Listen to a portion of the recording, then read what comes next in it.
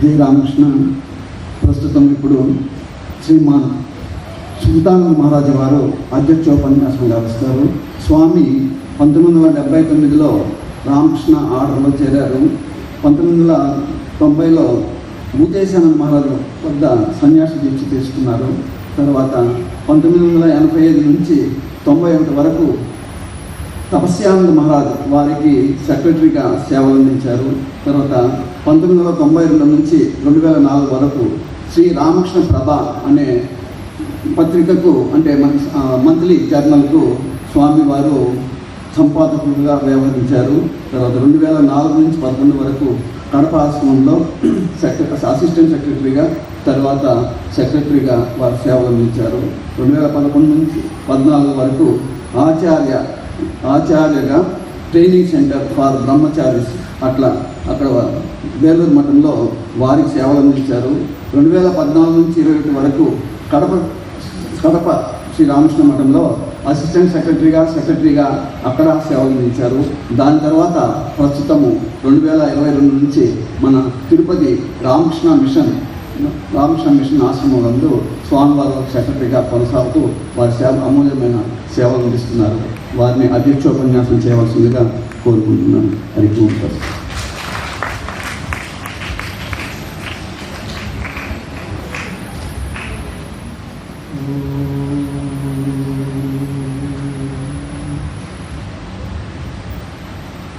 नमस्ते अतिराजाय विवेकानंदसूरये सच्चित् सुखस्वरूपाय स्वामिने पापहारिणे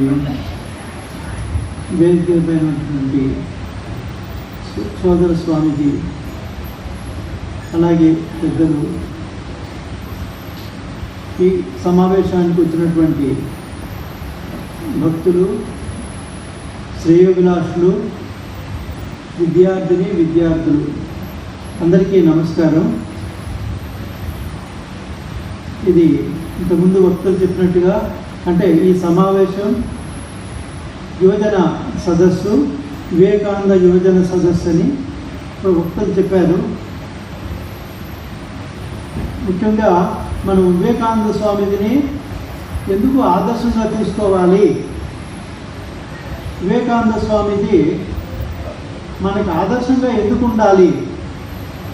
ఆయన 39 సంవత్సరాలు 4 నెలలు కొన్ని రోజులు జీవించారు. చిన్నప్పటి నుంచి కూడా ఇంతకుముందే అంటే తల్లిదండ్రుల ఆదర్శం, తర్వాత వారు విశ్వవిద్యాలయంలో కలకత్తా యూనివర్సిటీలో తర్వాత లా చదివారు. ఆయన జిజ్ఞాస అంటే జ్ఞాతం అంటే ఒక యువకుడుగా చిన్నప్పటి నుంచి కూడా ఆయన ఏంటంటే అందరికీ కూడా సేవ చేయటం, అంటే ఉత్సాహంగా ఉండటం, బాగా ఆడుకోవటం, బాగా చదువుకోవటం, తర్వాత సంగీతంలో అన్నింటిలో ఆల్రౌండర్. ఈ ఆల్రౌండర్గా ఉంటూ ధ్యానంలో కూడా ఆయన బాగా ధ్యానం చేసేవారు. చిన్నప్పుడు ధ్యానం ఒక ఆటగా ఆడుకునేవారు స్నేహితులతో. తర్వాత కాలేజీలో, స్కూల్లోని అన్నింటిలో కూడా మిగతా వాళ్ళకి సహాయం చేయటం, ఎవరికి ఏది కావాలంటే అది సహాయం చేయటం. తర్వాత ఈస్టర్న్ వెస్టర్న్ ఫిలాసఫీ, తర్వాత ఫిజియాలజీ, చాలా హిస్టరీ, ఇవన్నీ కూడా చదివారు. ఆయన చదివిన తర్వాత రామకృష్ణ అంటే ఆయనకి ధ్యానం చేసేవారు. తర్వాత బ్రహ్మ సమాజంలో చేరారు. తర్వాత ఆయన రామకృష్ణ ఎవరు పంపిస్తారు, భగవాన్ రామకృష్ణ పరమహంస దక్షిణ శ్రేణి రావటం, ఆయన పాదాల చెంత అటువంటి జీనియస్ పాదాల చెంత రావటం, భగవంతుడి గురించి తెలుసుకోవటం, తర్వాత జీవితం యొక్క ముఖ్య ఉద్దేశం, వాట్ ఈజ్ లైఫ్, మన జీవితం యొక్క గమ్యం ఏంటి. వివేకానంద బోర్న్ లీడర్ ఆయన, అంటే చిన్నప్పటి నుంచే అన్నమాట లీడర్షిప్ క్వాలిటీస్ చాలామందికి వివేకానంద స్వామీజీ ఆదర్శంగా ఉన్నారు. ఏదో ఇంతకుముందే చెప్పినట్టు మనం మిగతా వాళ్ళందరిలాగా కాకుండా ఆయన నేను మనిషిగా పుట్టినందుకు చాలామంది ఏంటంటే ప్రపంచంలో మనకి చరిత్ర అని ఉంది. మనకి దేశ చరిత్ర, రాష్ట్ర చరిత్ర, ప్రపంచ చరిత్ర.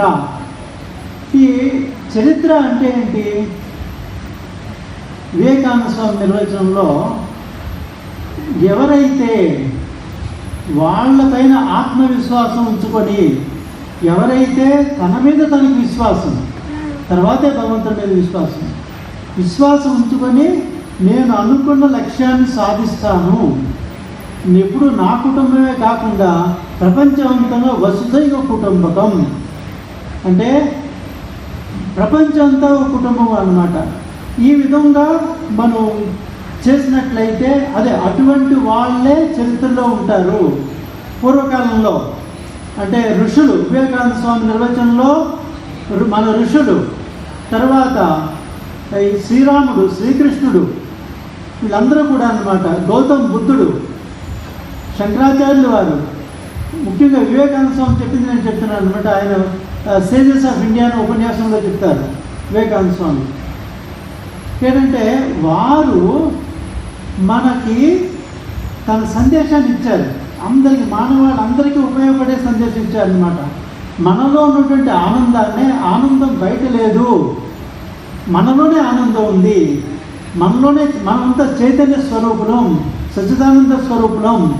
అంటే ఆనందం బయట లేదు, బయట వస్తువులన్నీ కూడా మనలోనే ఆనందం ఉంది. దాన్ని మనం తెలుసుకోవాలి.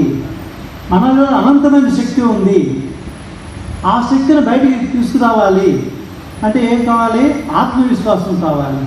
అటువంటిది దృఢంగా అందరిలో కావాలి అది. సో వివేకానంద స్వామి ఇక్కడ క్లుప్తంగా మనం ఆ జీవితాన్ని అంతా మనం చదువుకోవాలి. చదివిన తర్వాత మనం ఆచరించాలి. ఇక్కడ ఏంటంటే వివేకానంద స్వామి కొటేషన్స్ ఉన్నాయి.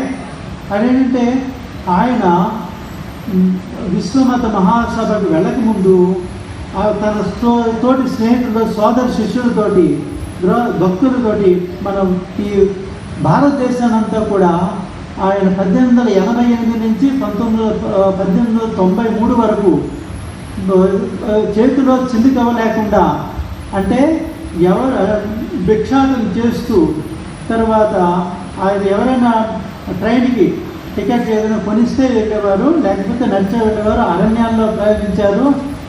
ఆ సేతు హిమాచలం అంటే హిమాలయాల నుంచి, కలకత్తా నుంచి హిమాలయాలకు వెళ్ళి అక్కడి నుంచి గుజరాత్, మహారాష్ట్ర, కర్ణాటక, కేరళ, తమిళనాడు అక్కడ చూసి, అంటే ఆ సమయంలో ఉండే పరిస్థితులన్నీ చూసి గమనించి భారతదేశం ఎందుకు ఆ కాలంలో 18 ఆయన నేర్చుకుంటే భారతదేశం చాలా పేదరికంలో ఉండేది. నిరక్షరాస్యత ఎక్కడ చూసినా పేదరికం, చింపిరి గుడ్డలతో జనం ఉండేవారు. భారతదేశానికి ఈ స్థితి ఎందుకు వచ్చింది? భారతదేశం పూర్వకాలంలో ఎలా ఉండేది? ఆ స్వర్ణయుగం, గుప్త స్వర్ణయుగం అన్నీ మనం చదువుతున్నాం. 1000 సంవత్సరాల పూర్వం భారతదేశం ఎలా ఉండేది, ఆ వర్తమాన కాలంలో ఆయన కాలంలో ఎలా ఉంది, భవిష్యత్తులో ఎలా ఉండాలి. కన్యాకుమారి వెళ్ళి అక్కడ ఒక రాక్ ఉంటే అక్కడ ధ్యానం చేస్తారు 3 రోజులు, 3 రాత్రులు, 3 పగలు. అది చేసిన తర్వాత ఆయన భగవంతుని గురించి ధ్యానం చేయలేదు, ధ్యాన చిత్రం చెప్పుకున్నాం. దేని గురించి? భారతదేశం గురించి. భూతకాలం, వర్తమాన కాలం, భవిష్యత్ కాలం ఈ ధ్యానం చేసి ఆయన ఒక సూత్రాన్ని కనుగొన్నారు. ఆయన ఒక సొల్యూషన్, సమస్య ఉంది. ప్రతి సమస్యకి దానికంటే సమస్యని పరిష్కరించే సొల్యూషన్ ఉంటుంది. సమస్యలన్నీ వస్తూ ఉంటాయి. స్వామీజీ జీవితంలో చాలా ఇది అన్ని జీవితంలో చెప్తారనమాట. ఒకసారి ఇది సంఘటన ఆయన అమెరికాలో వివరిస్తారు. కాశీలో ఆయన ఒంటరిగా వెళ్తున్నారు, చేతిలో కర్రంది, ఆయన దగ్గర డబ్బులు ఏమి ఉండవు. ఎవరు ఏదైనా భిక్ష పెడితే తినేవారు, లేకపోతే పస్తుండేవారు. ప్రయాణం ఆపలేదు. ఒక సైడు దుర్గా మందిరం ఉంది, కాంపౌండ్ వాల్ ఉంది, ఇంకో సైడ్ పెద్ద చెరువు ఉంది. ఆయన ఒక్కరు ప్రయాణిస్తున్నారు. వెనకాల కొన్ని కోతులు, పెద్ద కోతులు అనమాట అవి ఆయన వెంటపడినాయి. అంటే అరుస్తూ అంటే ఆయన హాని చేయడానికి అనమాట. ఆయన వెనకాల చూశారు, ఇంకా కొంచెం ముందుకు వెళ్తున్నారు, వేగంగా నడుస్తున్నారు.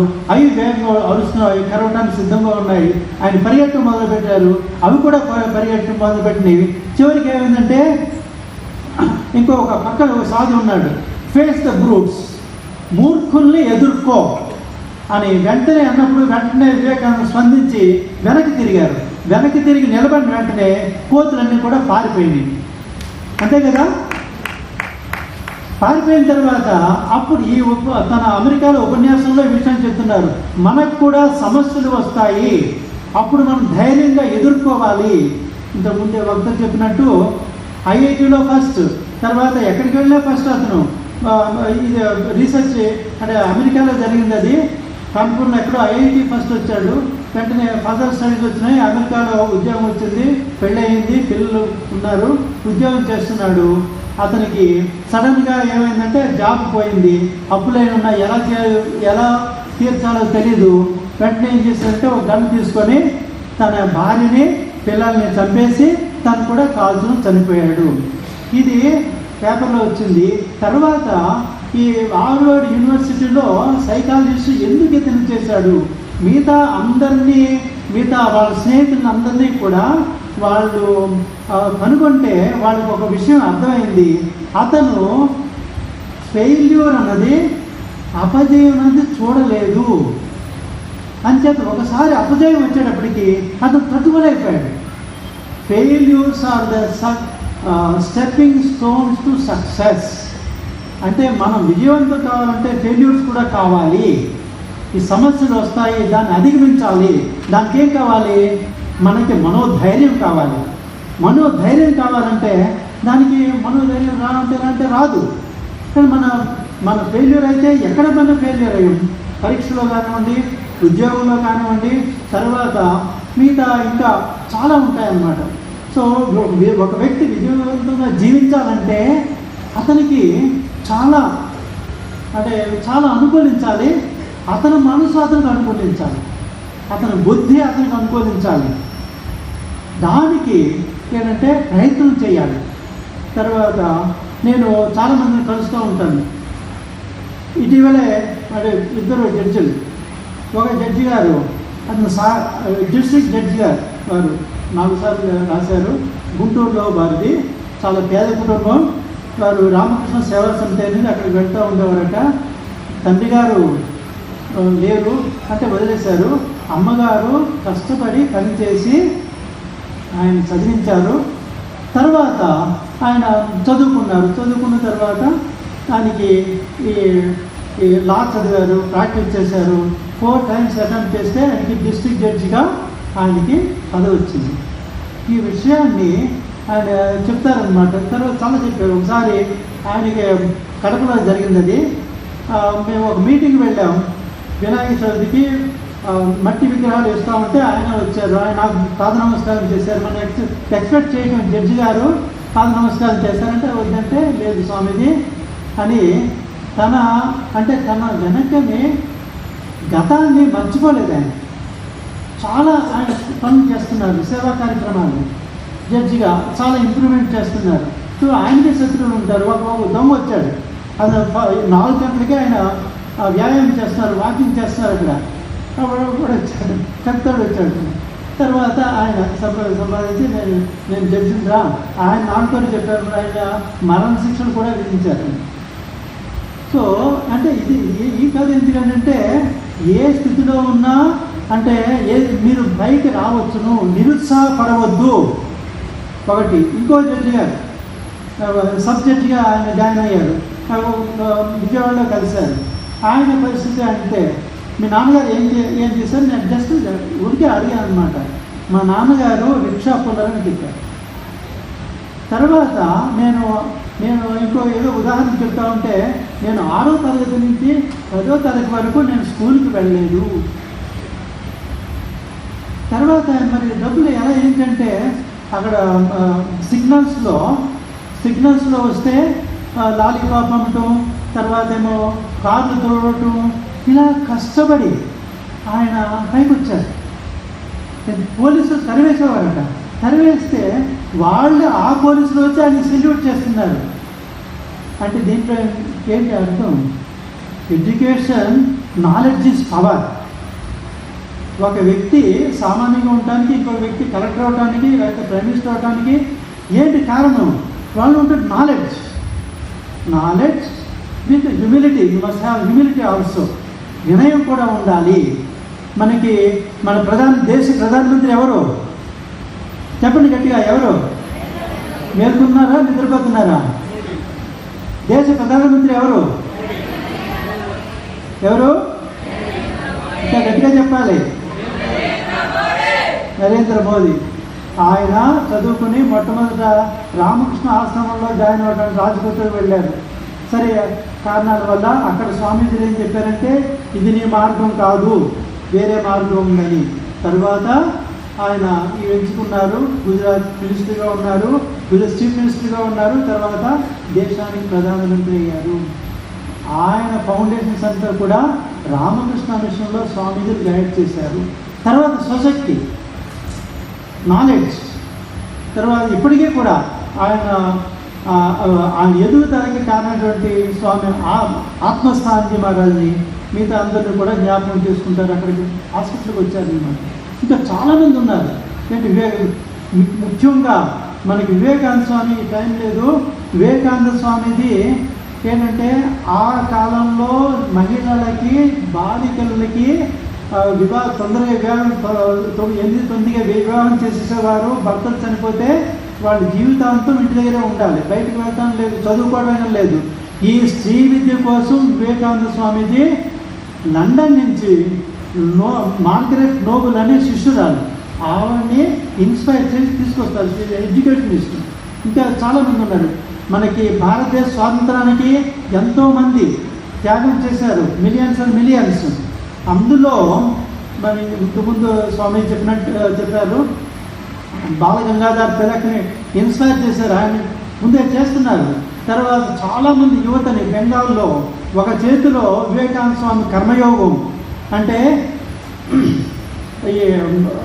ఈ కర్మయోగం, రెండో చేతిలో బాంబు ఉండి బ్రిటిష్ వాళ్ళని పారద్రోలాలని వాళ్ళు స్వాతంత్ర కోసం పోరాడి ఉరి కంబాలకి ఎక్కారు.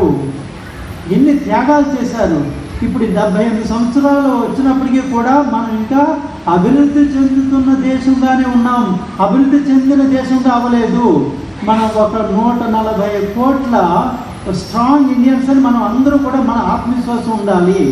ప్రతి ఒక్కరికి కూడా ఏంటంటే వాళ్ళ ఒక శక్తి ఉందన్నమాట. దానికి ఏంటంటే వివేకానంద స్వామి సాహిత్యాన్ని మనం చదివినట్లయితే ఒకటే కాదు, ఇంకా మిగతా అన్ని చదవాలి.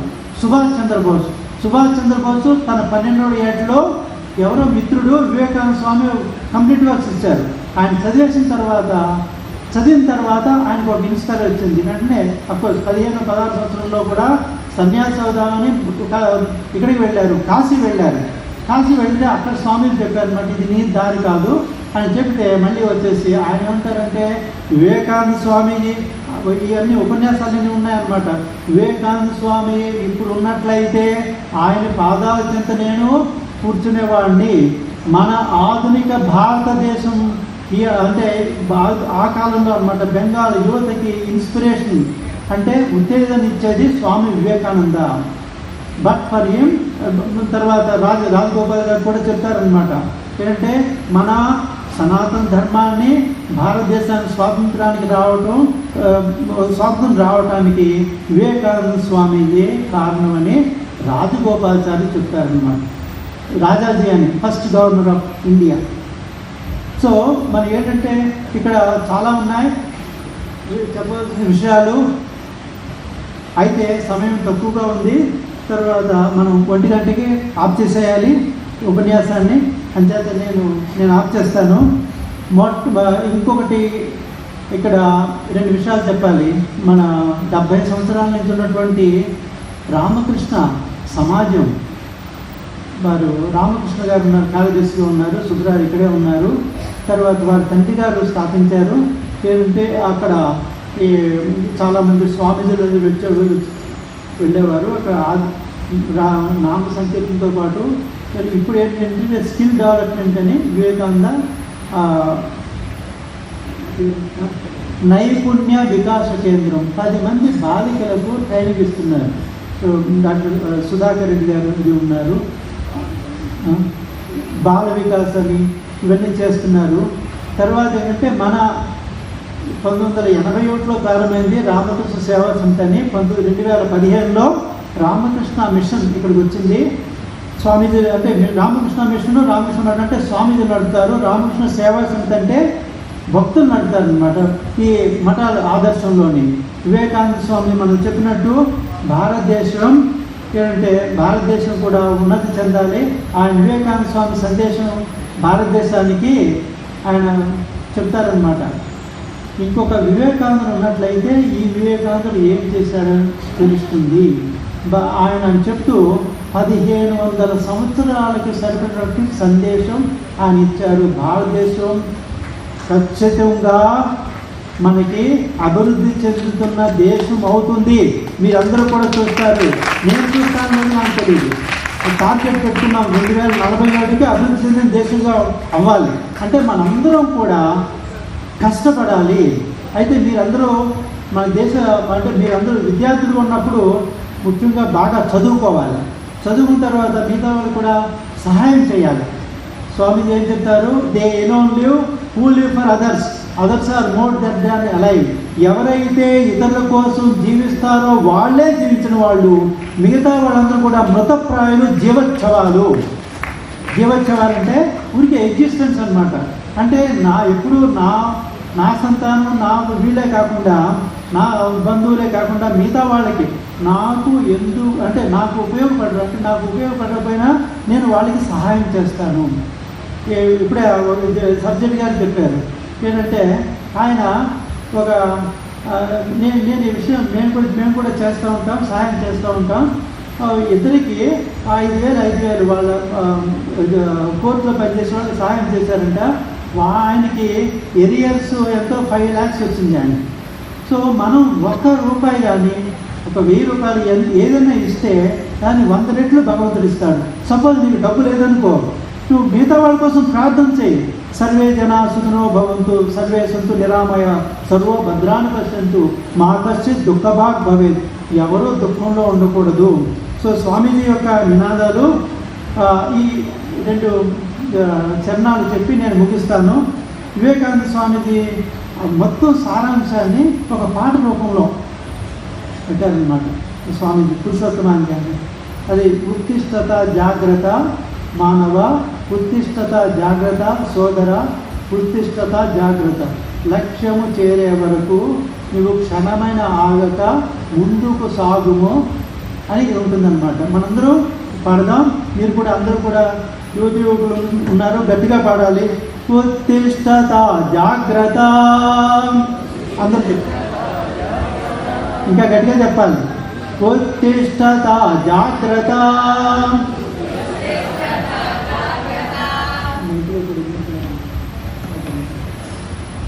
ఉత్తిష్టత జాగ్రత్త, ఉత్తిష్టత జాగ్రత్త, సోదరా ఉత్తిష్టత జాగ్రత్త, సోదరా ఉత్తిష్టత జాగ్రత్త, లక్ష్యము చేరే వరకు, లక్ష్యము చేరే వరకు, లక్ష్యము చేరే వరకు, లక్ష్యము చేరే వరకు, నీవు క్షణమైన ఆగక ముందుకు సాగుము, నీవు క్షణమైన ఆగక ముందుకు సాగుము, ముందుకు సాగుము, ముందుకు సాగుము, నీవు క్షణమైన ఆగక నీవు క్షణమైన ఆగక ముందుకు సాగుము, ముందుకు సాగుము, ఉత్తిష్టత జాగ్రత్త. ఉత్తిష్టత జాగ్రత్త. అదే దాన్నే ఇది కఠోపనిషత్తులో యమధర్మరాజు నజేతుడు సందేశం ఇస్తాడనమాట. అరే అంటే ఉత్తిష్టత జాగ్రత్త ప్రాప్యవరాన్ నిబోధత. నువ్వు లక్ష్యం చేరే వరకు మనం విశ్రమించకూడదు. ఆ లక్ష్యం ఏదైనా ఉండొచ్చునో మీరు ఎంచుకోవాలి, ఇంకొకటి ఎంచుకోకూడదు. తర్వాత కష్టపడి పనిచేయాలి. మనందరం అభివృద్ధిలోకి రావాలి. అదే మన అందరి యొక్క ఆశయం. ఈ అవకాశం ఇచ్చినటువంటి అందరికీ కూడా, మీ అందరికీ ఓపిక మీ అందరికీ కూడా మరొకసారి ధన్యవాదాలు చెబుతూ జయరామ్. అధ్యక్ష మహారాజ్ గారు తమ అమూల్యమైన సందేశాన్ని మనందరికీ అందించారు.